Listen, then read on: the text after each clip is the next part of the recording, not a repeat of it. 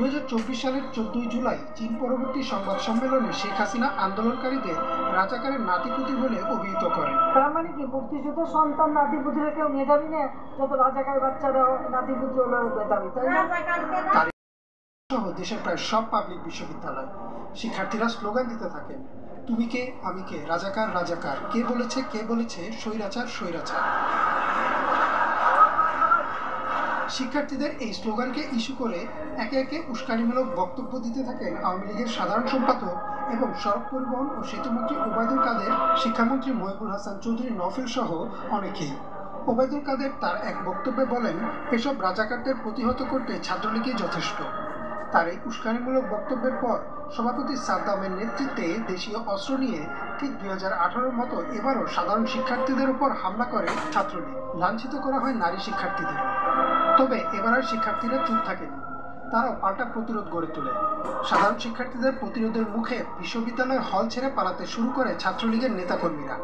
একে একে দেশের প্রায় সব পাবলিক বিশ্ববিদ্যালয়কে ছাত্রলীগ মুক্ত ঘোষণা করে সাধারণ শিক্ষার্থীরা।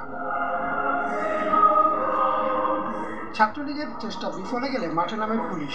তারা শিক্ষার্থীদের উপর লাঠিচার্জ করে, টিয়ারশেল নিক্ষেপ করে, এমনকি ছড়াগুলিও চালায়।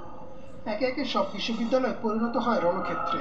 এমন অবস্থায় রংপুরে বেগম রোকেয়া বিশ্ববিদ্যালয়ের শিক্ষার্থী আবু সাইদকে পুলিশ নিরস্ত্র অবস্থায় খুব কাছ থেকে গুলি করে হত্যা করে।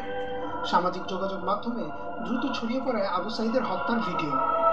এতদিন চুপ থাকলেও আবু সাইদের মৃত্যুর পর মাঠে নামে বেসরকারি বিশ্ববিদ্যালয়ের শিক্ষার্থীরাও।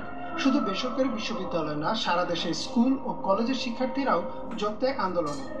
রাজধানীর রামপুরা, উত্তরা, যাত্রাবাড়ি সহ দেশের অনেক জায়গায় শুরু হয় তুমুল সংঘর্ষ। 17 তারিখও ইস্ট ওয়েস্ট, ব্র্যাক, এমআইএসটি বিশ্ববিদ্যালয় ও ইম্পেরিয়াল কলেজের ছাত্রসহ সারা দেশে অন্তত 10 জন নিহত হয়। চলে সংঘর্ষ। রামপুরায় বিটিভির ভবনে ধরিয়ে দেওয়া হয় আগুন, হেলিকপ্টার থেকে ছোড়া হয় গুলি। একের পর এক খবর আসতে থাকে ছাত্র হত্যার।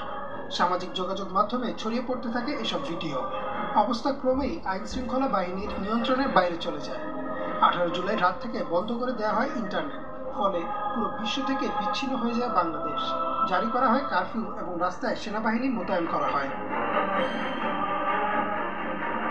তথ্য ও যোগাযোগ প্রতিমন্ত্রী জুনায়েদ আহমেদ পলক বলেন, শিক্ষার্থীরা ডেটা সেন্টারে আগুন দিয়েছে, তাই বন্ধ রয়েছে ইন্টারনেট। কিন্তু ইন্টারনেট বন্ধের পেছনে ছিল এক ভয়াবহ পরিকল্পনা। সারা দেশে যোগাযোগ বিচ্ছিন্ন করে শুরু হয় ক্র্যাকডাউন। বিভিন্ন বাহিনীতে থাকা সরকারের অনুগত লোকেদের নামিয়ে দেওয়া হয় রাস্তায়।